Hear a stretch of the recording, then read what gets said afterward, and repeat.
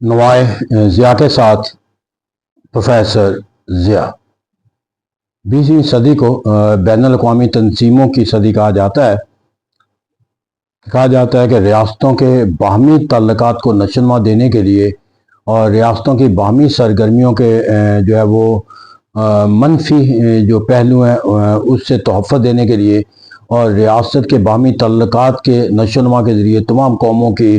جو ہے وہ ترقی و خوشحالی کو یقینی بنانے والی جو سرگرمی ہے اس کو اختیار کرنے کے لیے جو 20ویں صدی کے اندر جو ایک سوچ اور فکر اور عملی انقلاب آیا وہ بین الاقوامی تنظیموں کا قیام تھا۔ اگر ہم بین الاقوامی تنظیموں کا قیام کے حوالے سے اگرچہ کہا جاتا ہے کہ ہر دور کے اندر اس طرح کی تنظیمیں سرگرمیاں مر رہی ہیں کہ جو ریاستوں کے درمیان باہمی تعلقات کو مستحکم دینے کا کوئی پیغام یا ایجنڈا یا منشور رکھتی ہوں، لیکن ایک تحریک کے نتیجے کے اندر اس کے نتیجے کے اندر جو وہ ایک انسٹیٹیوشنل ریولوشن کے طور پر جو ہمیں بین الاقوامی تعلقات کے اندر بین الاقوامی تنظیمیں نظر آتی ہیں وہ 20ویں صدی کے تحت۔ اور اگر ہم اس کے پس منظر میں ان واقعات کا جائزہ لینا چاہے جو اس ایوولوشن کی نشاندہی کرتی ہیں اور اس ریولوشن کو جو ہے وہ نتیجہ خیز بنانے کے لیے ہمارے ریفرنس میں بنتی ہے، تو ان کو اگر دیکھیں سب سے پہلے ہم دیکھتے ہیں 1941 کے اندر اٹلانٹک چارٹر ہمارے سامنے آتا ہے، جس میں جو ہے وہ چرچل اور روزویلٹ جو ہے وہ ایک سمندر کے اندر باہمی مذاکرات کے ذریعے دنیا کے اندر امن کا کوئی ایک سوچ اور فکر کو نافذ کرنے کے لیے باہمی مذاکرات کے تحت جو ہے وہ ایک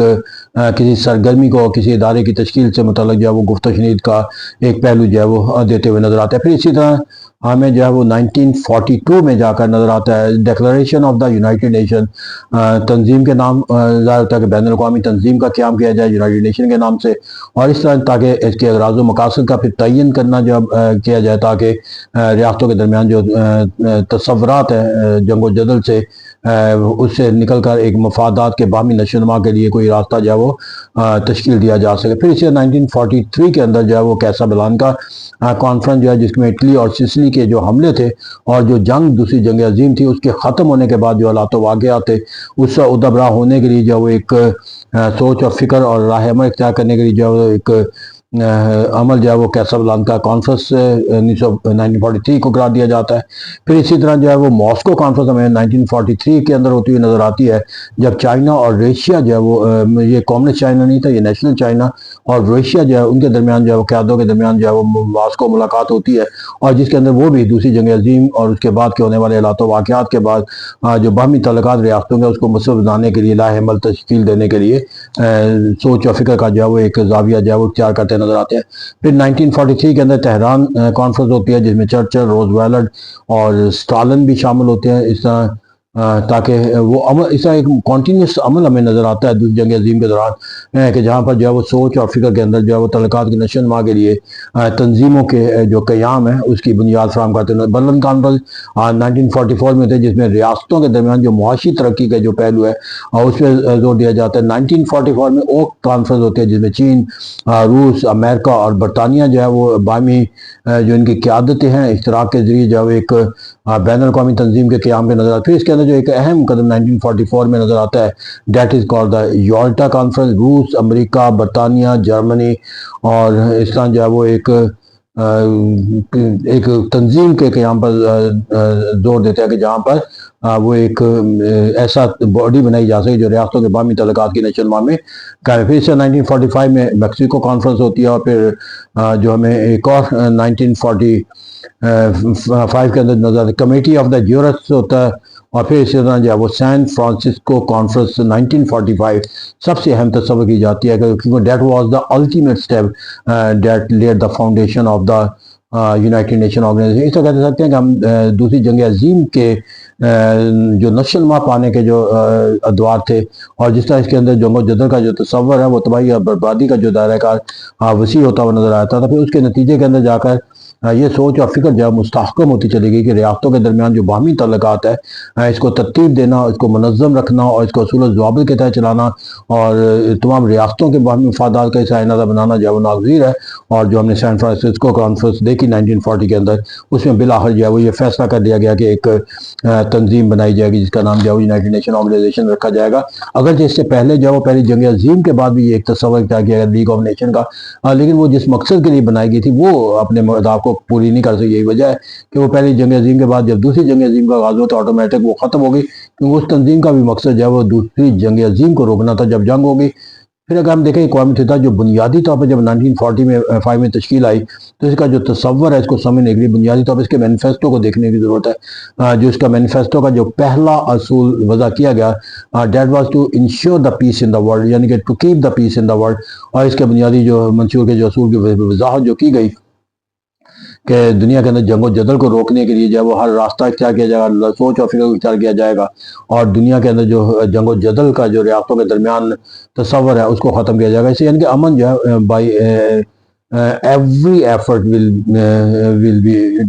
دا objective of the United nation Organisation. پھر یہاں پر جا کر جو ہے وہ ایک اور تصور جو اقوام متحدہ کے ایک بہت بڑا منشور کا تصور رکھتا ہے، that is the equal sovereignty concept, یعنی کہ تمام ریاستیں چھوٹی ہیں یا بڑی اگر وہ اقوام متحدہ کے رکن والے کے تصور ہوتے ہیں تو وہ اپنی ساورنٹی کے لحاظ سے یکساں ہوں گی۔ اب ساورن ایکوالٹی کا کانسیپٹ یہ ہے کہ ہر ریاست جو ہے وہ اندرونی طور پر بھی آزاد ہوگی، بیرونی طور پر بھی آزاد ہوگی، اور کسی ریاست کو اس کی کسی طاقت کے پہلو کے لحاظ سے اس کی ساورنٹی کے ساتھ منسلک نہیں کیا جائے گا، بلکہ تمام ریاستیں جو ہیں وہ ہر مانیے۔ اور پھر اس کا جو آرٹیکل 3 اس کا تھا وہ دراصل ان جو ادارے تھے اقوام متحدہ کے جو آرگن کہلاتے ہیں اور پھر جو اس کے انسٹیٹیوشن تھے ان کے ضابطوں کی تشکیل سے متعلق جو ہے وہ وضع کیا گیا۔ تو اس کا بنیادی طور پر اگر ہم دیکھیں تو اقوام متحدہ کا جو مینیفیسٹو ہے وہ ان 3 اصولوں کی جو ہے وہ عکاسی کرتا ہوا نظر آتا ہے۔ پھر یہاں پر جا کر جو اس کا ایک اور اہم پہلو اقوام متحدہ کے تصور کو دیکھنے کے لیے ضروری ہے وہ اس کا سٹرکچر آرگنز آف دا، اور دوسرا جو ہے وہ اس کے انسٹیٹیوشن ہے۔ یہ 2 پہلو ہیں جس کو سمجھنا ضروری ہے as a student of international relation اور انٹرنیشنل آرگنائزیشن اور student of political science as well, کہ جو آرگنز ہوتے ہیں وہ پرماننٹ جو ہے وہ اس کے جو ہے وہ پارٹ اینڈ پارسل ہے جن کا مجموعہ اقوام متحدہ کہلاتی ہے، اور وہ یہ 6 آرگن ہے۔ جنرل اسمبلی ہے، پھر اس کے اندر سلامتی کونسل ہے، سیکورٹی کونسل ہے، تھرڈ جو ہے وہ ٹرسٹی شپ کونسل ہے، سوشل اکنامک کونسل ہے، اور انٹرنیشنل کورٹ آف جسٹس ہے، اور لاسٹ جو ہے وہ سیکریٹریٹ ہے۔ اب جو جنرل اسمبلی اس کو کہا جاتا ہے کہ دا ورلڈ لیجسلیچر ہے، یعنی کہ اس کے اندر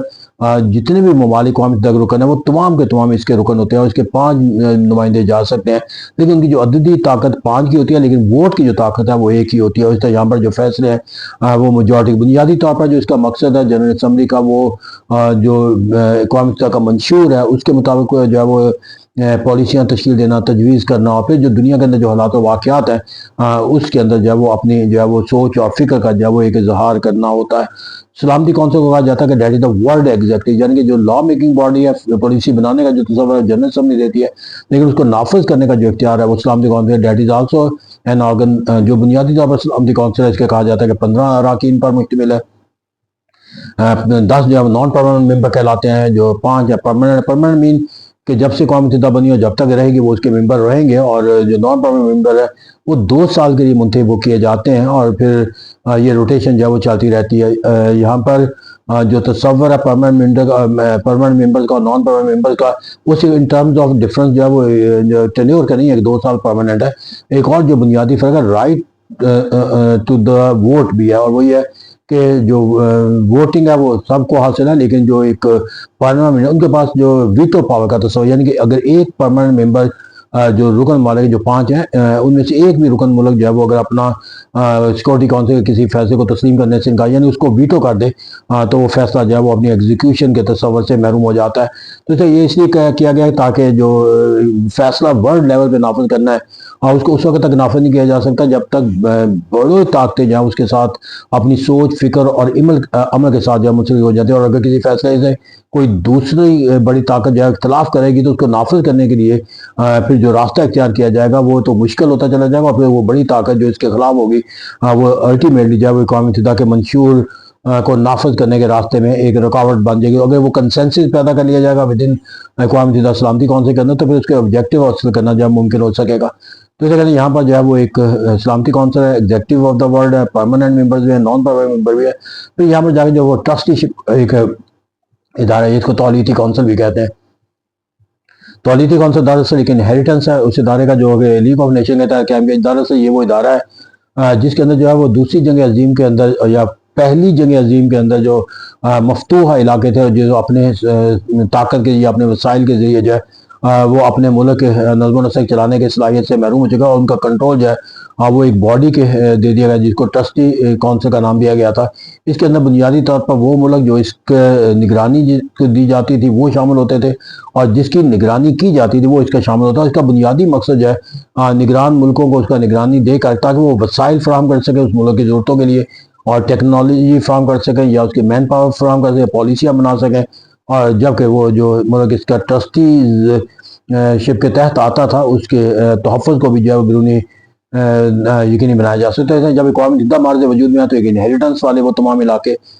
ٹرسٹی شپ کو حاصل ہوگا اور اس طرح دوسری جنگ عظیم کے تحت بھی وہ علاقے جو تباہی اور بربادی کے بعد اپنی سوورنٹی کے تحفظ اور اپنے لوگوں کی دفاع اور اپنی ضروریات لوگوں تکمیل سے قاصر تھے that became the part of the trusteeship council. تو یہاں پر جا کر جو ہمیں ایک اور نظر آتے ہیں سوشو اکنامک کونسل جو سماجی و معاشی کونسل ہے. یہ دراصل جو وہ ریاستوں کے درمیان جو باہمی تعلقات کے لحاظ سے لوگوں کے ایک منشور کے طور پر اقوام متحدہ کے ایسی سرگرمیاں ترتیب دینا ہوتا ہے جس ایسے منصوبوں کو تشکیل دینا ہوتا ہے جہاں پر جو اقوام متحدہ رکن ممالک ہے ان کی ضروریات کی جو ہے وہ تکمیل دے سکا، ان کو ایسے منصوبے فراہم کیے جا سکے جو ان کے لوگوں کی ضروریات کی تکمیل یا ان کی ترقی خوشحالی کا کوئی تصور جو وہ دے سکے یا انہیں ایسے مالی وسائل فراہم کیے جا سکیں کہ وہ اپنی ضروریات کی تکمیل کے لیے جو ہے وہ کاوشش جو ہے وہ کر سکیں. پھر اسی طرح جو ایک اور تصور دیا جاتا ہے وہ انٹرنیشنل کورٹ آف جسٹس کا جو بنیادی طور پر جو ہے وہ اقوام متحدہ کے رکن ممالک کے درمیان ہونے والے جو تنازعات ہیں ان تنازعات کے اوپر بحث کرتی ہے اور فیصلہ دیتی ہے. لیکن جہاں تنازعات کو پیش کرنے کے لیے ضروری ہے کہ جو تنازعات کے فریق ہیں وہ دونوں جو ہے وہ از خود جو ہے وہ انٹرنیشنل کورٹ آف جسٹس کے سامنے جو ہے وہ سرنڈر کرے، یعنی از خود کسی ملک کے خلاف جو ہے وہ بین الاقوامی عدالت انصاف جو ہے وہ کوئی ٹرائل کا جو کوئی کانسیپٹ ہے وہ اختیار نہیں کرتی. پھر یہاں پر جا کر جو ایک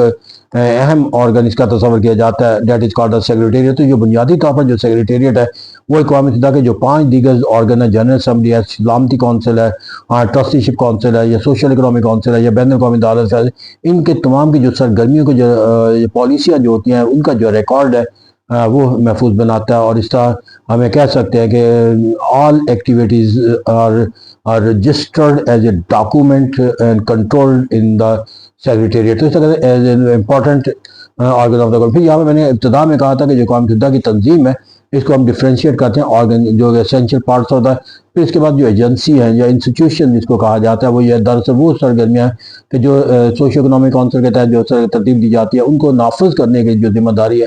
یعنی کہ جو نان پولیٹیکل ایکٹیویٹیز ہوتی ہے ترقی و خوشحالی کے لحاظ سے ان کے اندر بہت سے ذیلی ادارے میں یونیسکو ہے، یونیسیف ہے، ILO ہے اور اسی طرح کے دیگر جو ادارے ہیں وہ تشکیل دیے جاتے ہیں تاکہ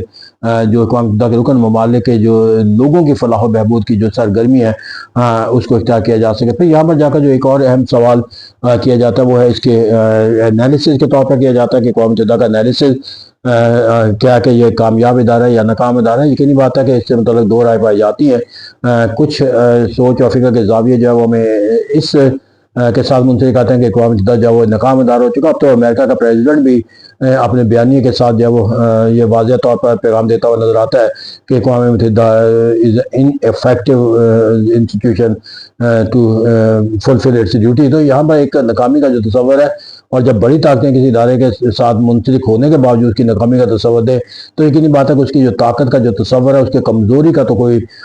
تصور جو ہے وہ ایسا نہیں رہتا جس سے انحراف کیا جائے یا اس سے انکار کیا جا سکے. دوسرا ایک تصور جو ہے وہ ایک پولیٹیکل سائنس کے طالب علم کا تصور بھی ہے اور انٹرنیشنل کا طالب علم کا تصور بھی ہے کہ یہ بین الاقوامی جو تعلقات ہیں اس کے اندر اقوام متحدہ جو ہے وہ ایک ناگزیر ادارے کی طاقت رکھتا ہے. اور اس کے اب اگر ہم اس کا انالیسس کرنا چاہیں تو بنیادی طور پر جو انالیسس کیا جاتا ہے جب اس کی ناکامی کا تصور دینا ہو تو کہا جاتا ہے کہ جو اس کے اہداف تھے ایکول ساورنٹی کا کانسیپٹ وہ نہیں ہوا، امن کا قیام ہے وہ نہیں ہوا اور پھر جو کلیکٹیو سیکورٹی کا کانسیپٹ ہے وہ حاصل نہیں ہوا اور دنیا کے اندر جنگ و جدل و غلامی کا جو تصور ختم کرنا تھا وہ آج تک جو ہے وہ مکمل طور پر ختم ہونے سے قاصر ہے. اور دنیا کے اندر آج بھی کئی قومیں جو ہے وہ اپنی آزادی سے محروم نظر آتی ہیں. تو یہاں پر اس تصور ہے کہ یہاں پر وہ وار اورینٹیڈ ایکٹیویٹیز جو ہے یا جو پولیٹیکل اہداف ہیں وہ وہاں پر مکمل طور پر جو ہے کامیاب ہوتا ہے، لیکن اس حقیقت سے یہاں بھی انکار نہیں کیا جا سکتا کہ وہ جو کامیابی کا جو دائرہ کار ہے وہ مکمل ناکام نہیں ہے. وہاں پر کامیابی کا دائرہ کار محدود ضرور نظر آتا ہے کہ کئی ایک ایسے پہلو ہیں جہاں پر اس کی کامیابی کا روس کو ایران سے نکالا گیا، افغانستان سے روس کو نکالا گیا، اور اسی طرح جو ہے وہ جنوبی افریقہ کی آزادی خود مختاری میں اقوام متحدہ کا بہت بڑا کردار ہے. پھر اس طرح جو کشمیر کی جو آزادی کا جو تصور ہے اگر وہ زندہ ہے کہا جاتا ہے اقوام متحدہ کی وجہ سے، فلسطین کی آزادی کی اگر آواز کوئی کہا جاتا ہے تو وہ اقوام متحدہ. تو اس طرح ناکامی وہ سولوشن نہیں ہوا فلسطین کی ایشو کا یا کشمیر کا، لیکن آواز اگر وہ ختم ہو جائے تو یہ ایشو کی اہمیت اور بھی کمزور کر دیتی ہے. تو اس طرح یہاں پر جو اس کا ناکامی کا تصور ہے وہ پولیٹیکل حوالے سے کیا جاتا ہے، اور جو اس کے کامیابی یا اس کے وجود کی بقا کے لیے جو بیانیے بناتے ہیں وہ کہتے ہیں کہ اس کا پولیٹیکل جو اہداف ہیں یا ملٹری جو اہداف ہیں وہاں پر اس کی ناکامی جو ہے وہ تصور جو قائم ہے وہ دراصل اقوام متحدہ کے منشور کی وجہ سے یا اس کے سٹرکچر کی وجہ سے، جس میں بنیادی فیکٹر جو ہے وہ وسائل کی فراہمی کا نہ ہونا ہے، پھر جو ہے وہ ایک اقوام متحدہ فیصلوں کو نافذ کرنے کے لیے جو ملٹری اسٹرینتھ ہے اس کا نہ ہونا ہے، پھر اس کے بعد جو ہے وہ ایک ول پاور جو ایگزیکیوٹ دا پالیسی ہے وہ نہیں ہے، انسٹیٹیوشن کوئی نہیں ہے، اور پھر ویٹو پاور بھی ایک حائل بن جاتا ہے. تو وہ کہتے ہیں کہ دراصل وہ اسٹرکچرل ڈرا بیک ہے جو اقوام متحدہ کے آبجیکٹو کے حصول کی ناکامی کا ذمہ دار ہے. تو آبجیکٹو جو ہے اس کی ناکامی نہیں ہے بلکہ سبجیکٹو جو حالات ہیں اس کی ناکامی ہے. پھر یہاں پر جا کر جو اس کے ساتھ کامیابی کے ساتھ منسلک ہوتے ہیں وہ یقینی بات ہے کہ وہ اس کے ان پہلوؤں کا جائزہ لیتے ہیں جو نان پولیٹیکل ایکٹیویٹیز ہیں. تو کہا جا سکتا ہے کہ دنیا کے اندر کسی ادارے نے اگر بین الاقوامی سطح کے اوپر مختلف ریاستوں کے لوگوں کے اندر ترقی و خوشحالی کا یا ان کے مشکل حالات و واقعات سے مقابلہ کرنے کی جو طاقت اور صلاحیت کے لحاظ سے جو کردار ادا کیا ہے وہ کوئی دوسرا ملک جو ہے وہ ادا نہیں کر سکتا. مثال کے طور پر جو اگر پاکستان کے حوالے سے ہم بات کریں تو اس وقت جتنے بھی تعلیم کے کوئی منصوبے ہیں پرائمری سطح کے اوپر جا کر، پھر یہاں پر جا کر جو بیماریاں جو پائی جاتی ہیں جن کے اندر جو ہے وہ ایسی بیماریاں جس کے خاتمے کے لیے ایک مسلسل جدوجہد کی جو ہے وہ اور سپورٹ کی ضرورت ہے، جو بچوں کو جو ہے وہ لاحق ہو جاتی ہے، اس سے خاتمے کے لیے جو ہے ایک پولیو کے مثال کے طور پر لیا جا سکتا ہے. ایک طویل عرصے سے اور ایک طویل پیمانے پر وسیع جدوجہد پیمانے کی ضرورت ہوتی ہے. تو یہ تمام سرگرمیاں جو ہے وہ ریڈیکیٹ دا جو ہے ڈفرنٹ ڈیسیزز جو ان ڈفرنٹ کنٹری جو از pursued by the United Nations organization very successfully and very effectively and continuously with certainty and continuity. So that was the greatest and that is the great achievement of the United Nations organization. پھر اسی طرح کہا جاتا ہے کہ کوئی زلزلہ آ جائے، طوفان آ جائے یا کسی ریاست کو وسائل کی فراہمی کا کوئی مسئلہ، تو اقوام متحدہ جو ہے وہ ان بائسڈ ہو کر جو ہے وہ ایک سرگرمیاں جو ہے وہ سر انجام دیتا ہوا نظر آتا ہے. تو یہ کہتا ہے دنیا کے اندر جب بھی کوئی ایک نیچرل کلائمیٹ پیدا ہو جاتا ہے، کلیمٹی پیدا ہو جاتی ہے، یا نیچرل کوئی ایسا پہلو نظر آ جاتا ہے جو انسانیت کے لیے خطرے کا سبب ہوتا ہے، وہ کسی بھی شعبے کے لحاظ سے ہو، تو سب سے پہلا اور سب سے مؤثر جو آواز بنتا ہے اور جو ریسورس بنتا ہے اور جو اس کی سرگرمی عمل نظر آتا ہے وہ اقوام متحدہ ہے. تو اس طرح دو نقطہ نظر ہے. لیکن اگر ہم اس کو انالیسس کے طور پر اور تجزیے کے طور پر کہنا چاہیں تو یقینی بات ہے کہ وہ اور انسٹیٹیوشن جس کے زیادہ سے زیادہ کریٹیسزم میں کہا جا سکتا ہے کہ اس کے کچھ پہلو جو ہے وہ کامیابی کے دائرہ کار کے اوپر جو ہے وہ مکمل طور پر پورا نہیں ہوتے تھے، اور کچھ ایسے پہلو ہیں جہاں پر مکمل کامیاب ہے، یعنی کہ پارشلی وہ ناکام ہے، کمپلیٹلی جو ہے نان پولیٹیکل